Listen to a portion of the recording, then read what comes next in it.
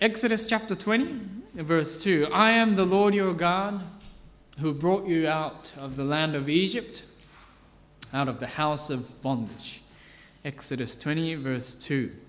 And this morning I want to start with a question. Today's sermon is series number 2, The Commandments of Love. Now, this morning as we start, I'd like to start with this question. Were the Israelites in a saving relationship with God when God gave them the Ten Commandments? Who thinks it's yes? Who thinks it's no? Oh. Who thinks I don't know? That's honest. That's good. Yeah, I believe that they were in a saving relationship already. God saved the people first. And it's very clear because it says, I am the Lord your God who brought you out from the land of Egypt. And 1 Corinthians chapter 10 tells us too that those Israelites, when they were brought out from Egypt, they were baptized into Moses through the clouds and the sea, it says. They were baptized people who were in a saving relationship with God. I bought you and brought you from Egypt, set you free. You're in a saving relationship with me. So in 1 Corinthians chapter 10, it tells us that they all ate the spiritual food and drank the spiritual drink that came from the spiritual rock that was Christ who followed them.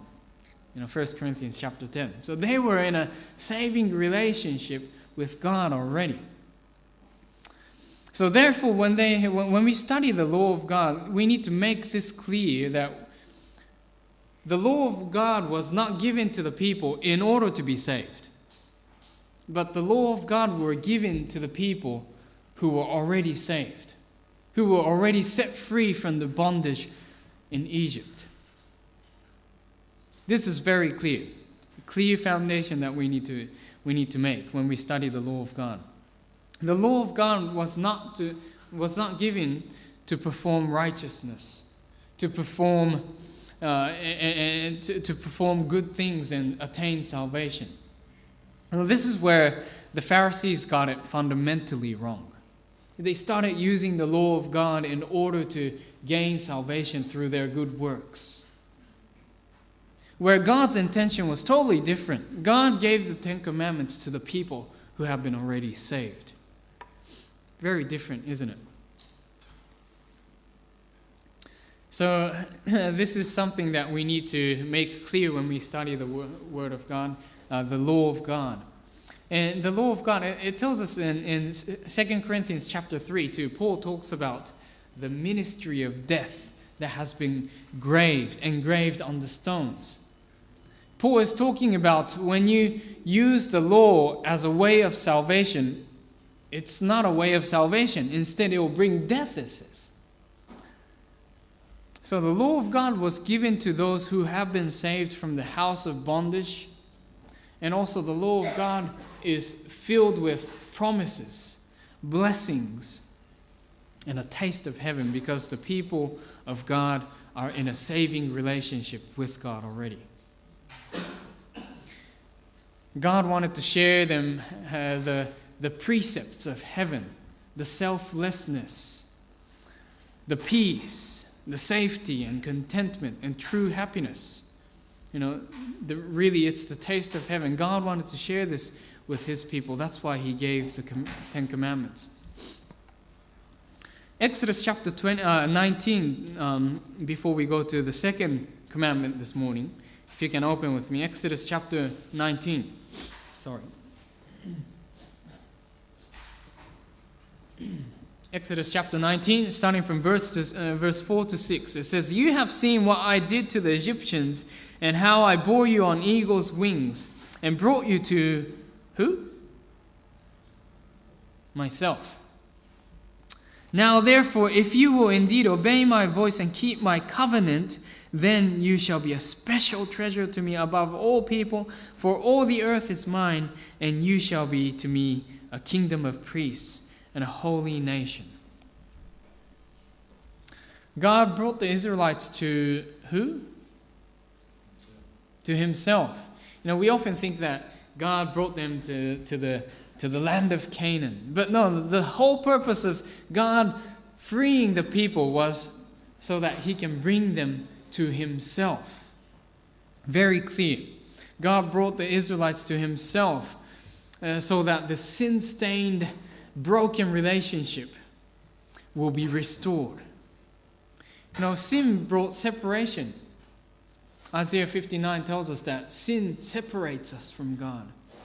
Sin brought separation, broke the relationship. But God, because he's a God of love, he brought them out from the land of Egypt and brought them to himself to restore this broken relationship. And here, something interesting in Exodus chapter 19 here that we read is that God calls it a covenant.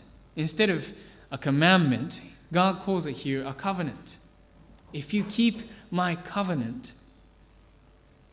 Now, a covenant is it's not made by force. If I tell you something and force you to do something, that's not a covenant.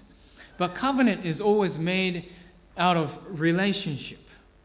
Two people making a relationship, and by choice, they agree to something. Yes, let's make an agreement together. And that's a covenant. And God freed the people first, set them free, and brought him to himself, showed him how much God loves them. And God is now making this covenant. And the first commandment we studied last week was about, I am the Lord your God. There shall be no other gods before me. In other words, God is saying, I loved you first by bringing you out from Egypt. Now, will you choose me as your one and only? Will you agree with me on this thing? And this covenant is made through a great sacrifice.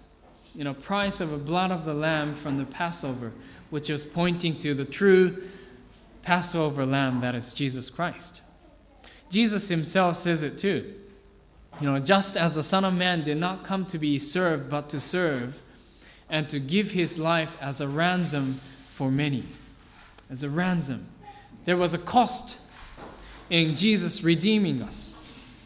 There was a cost. And there was a cost too for the Israelites to come out of Egypt. The 10 plagues cost the land of Egypt a big time. And then finally, the firstborns dying, representing, those who belong to Adam, the firstborn. The sin will curse you. But if you belong to Jesus Christ, who is the firstborn to life and resurrection, there will be life, through the blood of the Lamb. There was a cost. And God brought them from the land of Egypt with a cost and brought them to himself. And now he wanted to make this covenant, an agreement between them. And this is very similar to the Jewish way of wedding, how they have a wedding. Last year in one of the messages I shared with you, that how the Jewish male will propose a lady. He first pays a bride price called the mohar. The male will go to the father-in-law, the future father-in-law, and pays a great sum of money, whatever he names. Okay, I want this price for my daughter. And he brings that money to the future father-in-law and pays it to him. And the father-in-law says, okay, now you can ask my daughter in marriage. But the interesting thing is that at the proposal ceremony, the bloke will say, I love you, and in my father's house there are many mansions, and if not so, I'll go back and build it for you, and then come back and I'll grab you for myself. That's the proposal that all the Jewish males say, like John chapter 14, how Jesus told that to his disciples. I paid that money for you. And he gives the cup. And the interesting thing is that the wife does not have to accept the cup if she doesn't want to marry. She has a choice. It's a covenant relationship. It's not made by force, but by choice. And God is doing exactly the same thing here. God is saying, I love you and brought you out from Egypt with a cost. Now I want you to choose me as your one and only. Will you? And the Israelites can say, no, I don't want to. And God is inviting these people to come into this covenant, an agreement, not made by force, but by choice, out of love, in this love relationship. Very interesting, isn't it? The Bible definition of the word covenant are these two: the conditional promises made to humanity by God as revealed in Scripture. That's definition number one. Definition number two, it says the agreement between God and the ancient Israelites in which God promised to protect them if they keep His law and were faithful to Him. You know, as much as this covenant is conditional, the thing that we can see in the Old Testament is that God never forsook this covenant. He always remembered this covenant. It was God's people who forsook God all the time and forgot about this covenant and went to have prostitution with other gods.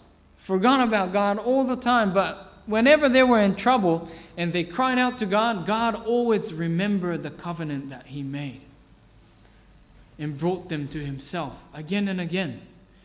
You know, like the book of Hosea is a classic one. God tells Hosea to go marry a prostitute so that the Israelites will know what kind of relationship we're in. Hosea has been faithful to his wife, but the wife plays harlotry all the time. But God says, go pick her up again. Go pick her up again, because that's what I'm doing. I haven't forgot the covenant I made with you, but you are the one who've been unfaithful again and again. And we can see this, that God never forgot this covenant that He made with His people, because it's a covenant of love. It's like a wedding vow.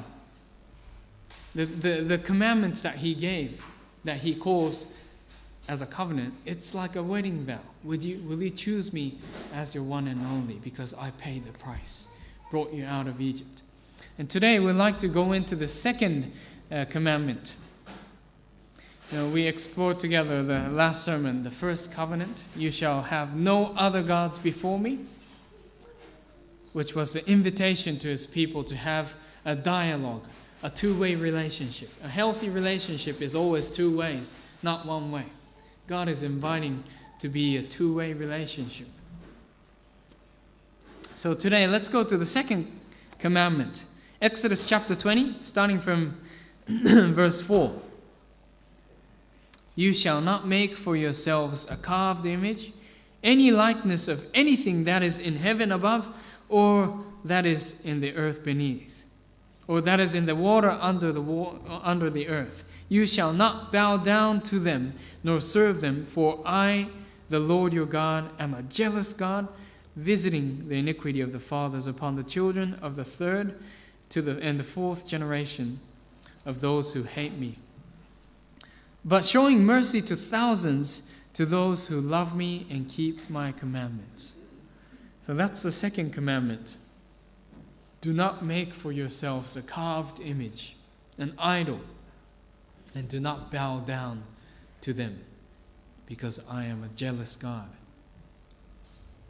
So let's explore together the second commandment this morning. You know, an idol, what's an idol? Statue, yeah? There were few definitions about an idol. An idol is an object to worship, to devote, to give admiration, to give adoration. And it's often acknowledged as a deity other than the one and true God. That's an idol. And also the dictionary tells us that any person or anything regarded with blind adoration or devotion is an idol. So it's like the teenage girls following the One Direction. Or Justin Bieber. You know, that's like an idol. With blind admiration, Jacinda. Yeah,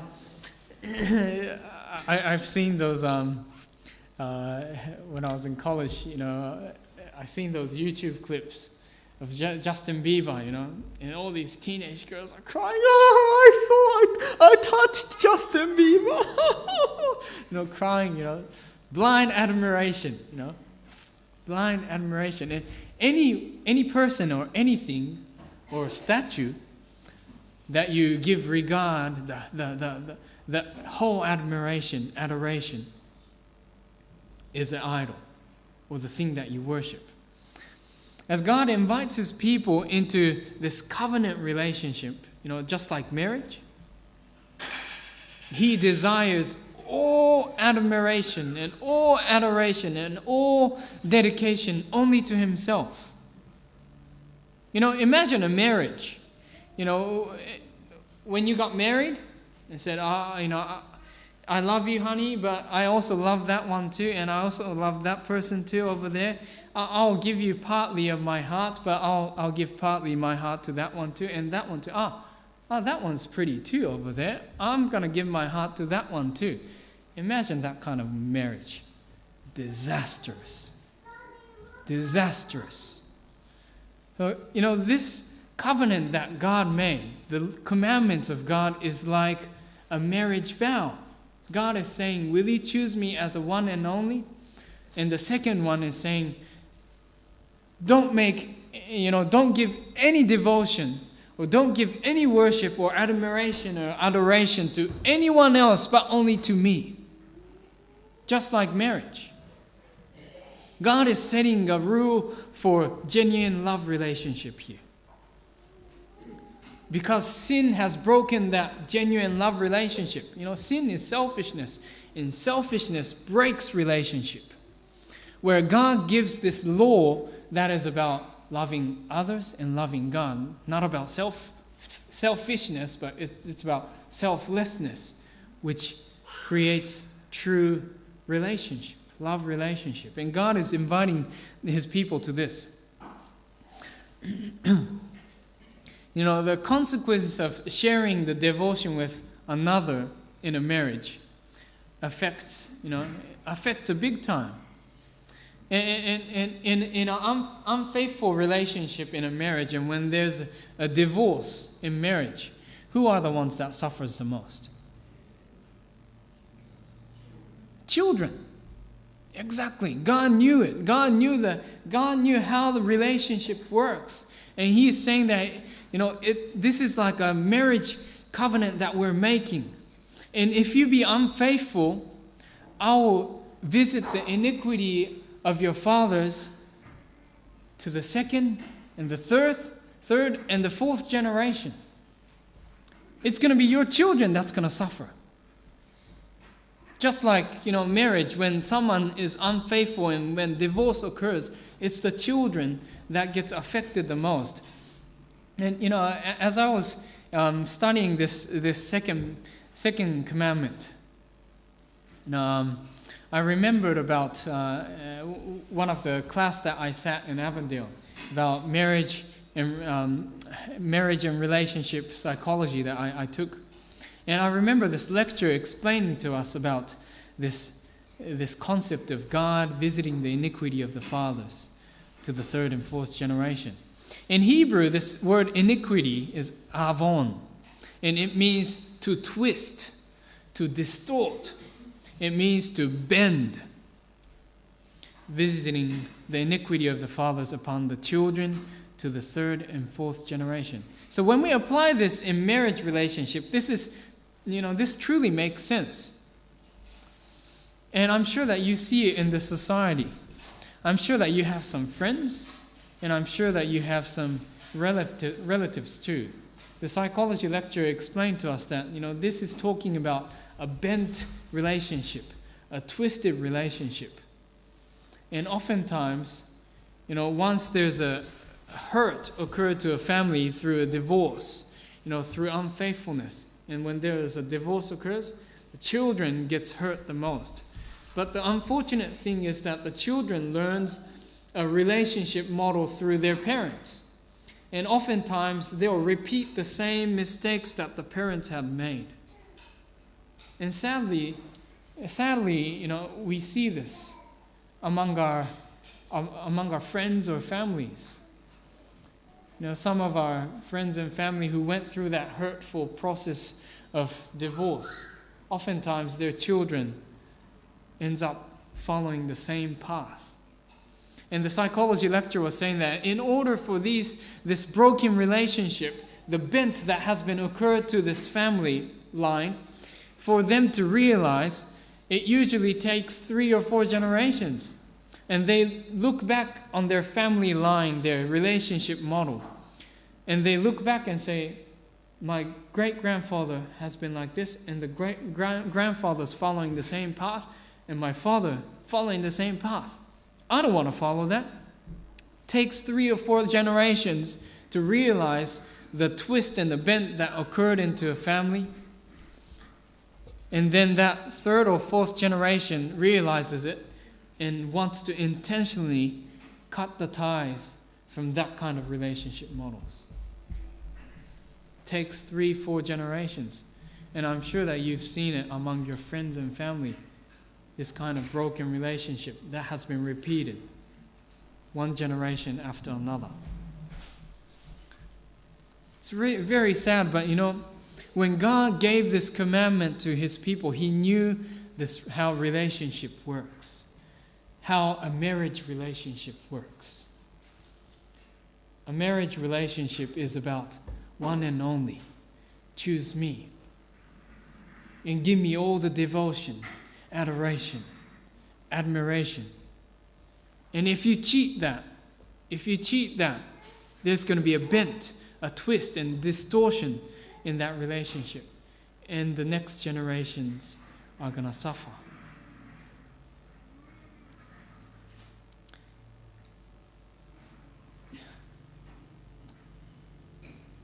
God knew exactly how relationship works and its effect. If you're faithful, it's going to be like this, blessings to thousands of generations.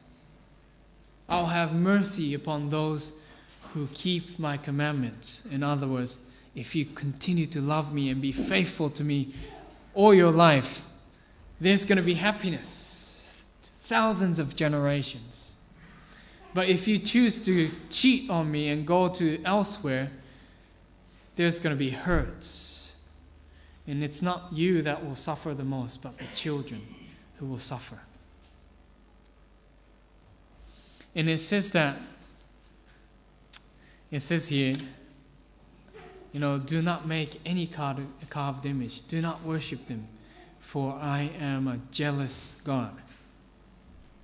This word jealousy sounds like a childish word. Jealousy, when someone's jealous. Kids gets jealous. Jealous. But you know what? In marriage relationship, the one who is faithful has all rights to be jealous. The one who has been faithful has all rights to be jealous. And once again, God was the one who has been faithful again and again towards his people. It was God's people who was unfaithful again and again and again. So God has all rights to be jealous. So that's why he uses this word. I am going to be jealous if you choose someone else apart from me. In a marriage context, those who has been faithful has all rights to be jealous. And you know what? As I was pondering upon this bit, I am a jealous God, it was just so mind-blowing. Absolutely mind-blowing. The amazing thing about this God saying, I'm a jealous God, is that the God who created this vastness of this universe, massive, massive universe. I was looking at this documentary about, the scientists trying to look for a habitable planet. And they sent this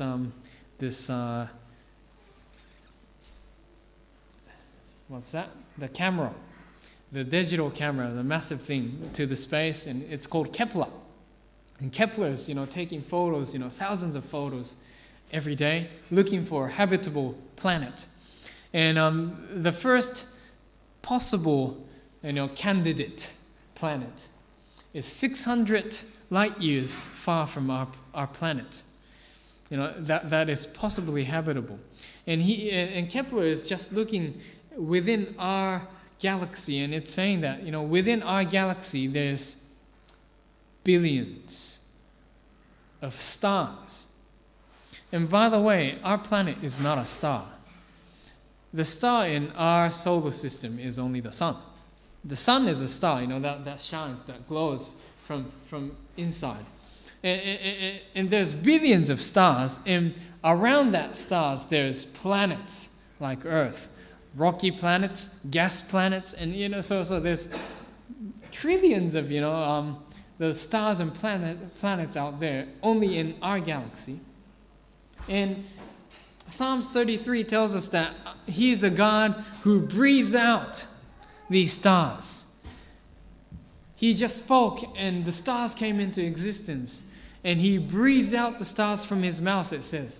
This God who made the heaven and the earth and all that is in them gets jealous when we don't choose Him as one and only true God.